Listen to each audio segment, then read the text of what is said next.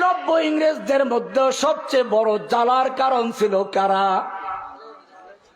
এই মাদ্রাসাগুলোকে ধ্বংস করার চেষ্টা করেছিল। আব্রাহা বাদশাহ বসে আছে, আল্লাহ তাআলা এবারে কি করলেন?